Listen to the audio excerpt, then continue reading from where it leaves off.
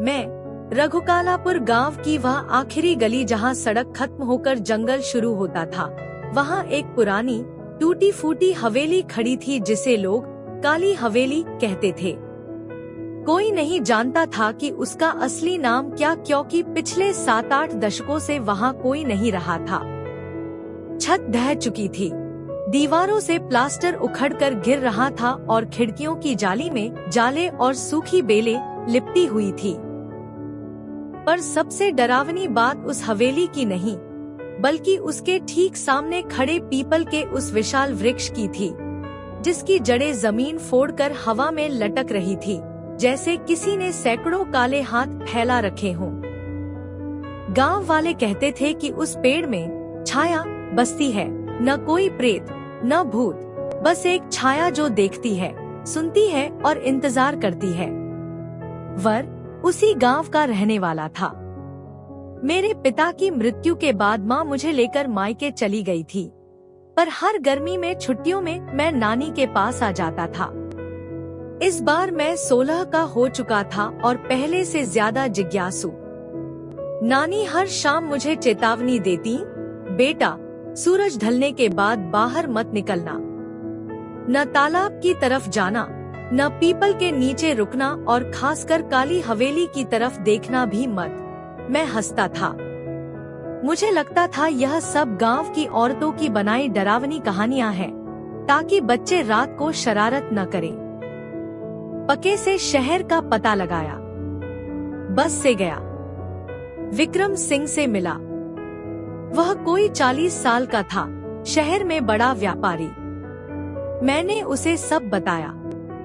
पहले तो वह हंसा, बोला ये सब अंधविश्वास है, पर जब मैंने और जेब में एक छोटा सा चाकू जो मैंने पिता की अलमारी से चुराया था, मैंने सोचा था कि आज देख ही लूंगा कि आखिर है क्या उस हवेली में।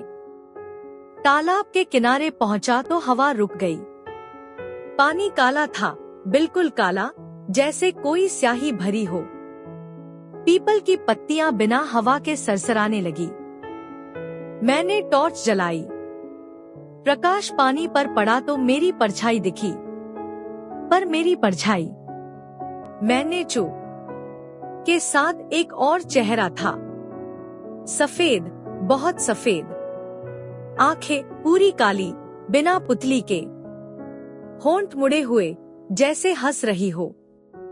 मैं पीछे हटा, टॉर्च हाथ से छूटकर पानी में जा गिरी।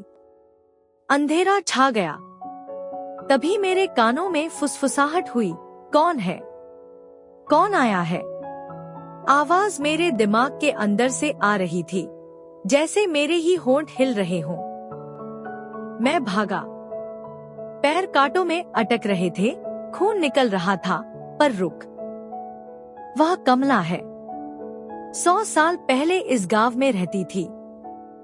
बहुत सुंदर थी। जमींदार ठाकुर रणजीत सिंह उस पर मोहित था। एक रात उसने कमला को जबरदस्ती हवेली में ले जाकर बहुत बुरा किया। फिर डर के मारे उसकी लाश को तालाब में फेंक दिया। कहते हैं कमला की आत्मा आज भी बदला लेने के लिए भटकती है। जो भी पूर्णिमा की रात तालाब के पास जाता है या पीपल के नीचे रुकता है, उसे वह अपने साथ ले जाती है। मैं डर गया। उस रात सो नहीं सका। सुबह गांव में कोहराम मच गया। मेरे पड़ोस में रहने वाला छोटू, जो मुझसे 3 साल छोटा था, रात को गाय चराने गया था। सुबह उसकी लाश तालाब के किनारे मिली। आंखें खुली हुई, मुंह खुला हुआ, जैसे चीखते चीखते दम घुट गया हो। गले पर नीले निशान थे, 5 उंगलियों के, जैसे किसी ने बहुत जोर से दबाया हो। गांव में डर फैल गया। लोग रात को घर से बाहर नहीं निकलते थे। पंडित जी आए, हवन किए, तंत्र मंत्र पढ़े। एक बूढ़े ओझा को बुलाया गया जो कहता था कि वह छाया को भगा सकता है।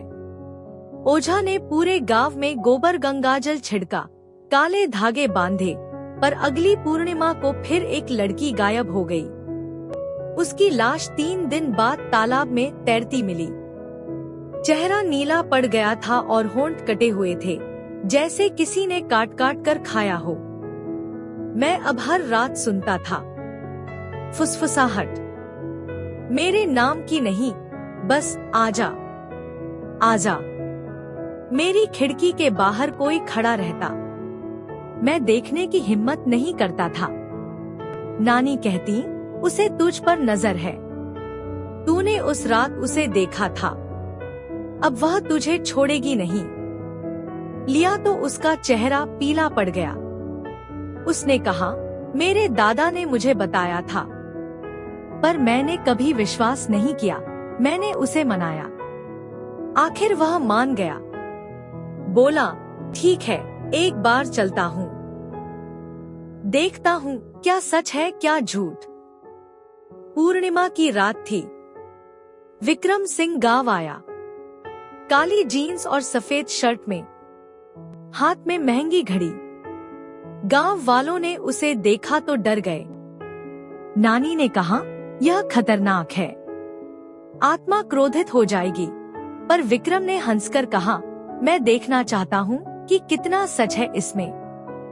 हम सब तालाब के पास गए। पीपल का पेड़ और भी डरावना लग रहा था, हवा नहीं चल रही थी। विक्रम ने तालाब की तरफ देखा और बोला, कुछ नहीं है यहाँ। तभी पानी में हलचल हुई, जैसे कोई नीचे से ऊपर आ रहा हो। पानी फटकर बाहर आया और एक आकृति उभरी। सफेद साड़ी, लंबे बाल, चेहरा। विक्रम पीछे हटा। यह क्या है? कमला धीरे धीरे पानी से बाहर आई। उसके पैर पानी पर तैर रहे थे। वह विक्रम की तरफ बढ़ी। रंजीत, तू आ गया। उसकी आवाज हवा में घुल रही थी। विक्रम चीखा, मैं रंजीत नहीं हूँ, मैं उसका वंशज हूँ। कमला हंसी इतनी तेज कि मेरे कान बह गए। तभी नानी आगे आई। उनके हाथ में एक पुराना लॉकेट था। कमला, बस कर, तेरा बदला पूरा हो चुका। नानी ने लॉकेट खोला। अंदर एक पुरानी तस्वीर थी, कमला और एक छोटा बच्चा। यह तेरा बेटा था। रंजीत ने। अचानक उसने विक्रम का गला पकड़ लिया। विक्रम छटपटाने लगा। उसके पैर हवा में लटक गए। कमला उसे तालाब की तरफ खींचने लगी। मैंने चाकू निकाला और कमला की तरफ दौड़ा। छोड़ उसे, मैं चीखा। कमला ने मेरी तरफ देखा। उसकी आंखों में क्रोध था। उसने मुझे एक झटके में दूर फेंक दिया। मैं जमीन पर गिरा। उसे भी मार डाला था, पर अब उसका वंश खत्म हो रहा है। तू मुक्त हो जा। कमला रुक गई। उसकी आंखों में आंसू आ गए, काले आंसू। वह विक्रम को छोड़कर पानी में वापस जाने लगी। विक्रम जमीन पर गिर पड़ा। उसकी सांसें तेज थी। कमला ने आखिरी बार मेरी तरफ देखा। तूने मुझे आजाद किया, पर याद रखना, मैं हमेशा यहाँ रहूंगी। वह पानी में समा गई। तालाब शांत हो गया। पीपल की पत्तियां रुक गई। विक्रम कुछ दिन गांव में रहा, फिर चला गया। उसने कभी वापस आने की बात नहीं की। गांव में अब कोई और लाश नहीं मिली, पर हर पूर्णिमा की रात में तालाब के पास जाता हूँ। दूर से देखता हूँ। पानी में कभी कभी एक सफेद आकृति तैरती दिखती है, मुस्कुराती हुई, इंतजार करती हुई। शायद अब मेरी बारी है। कहानी समाप्त। शब्द गिनती लगभग 2400 से 2500 के बीच। अगर और विस्तार या बदलाव चाहिए तो बताना।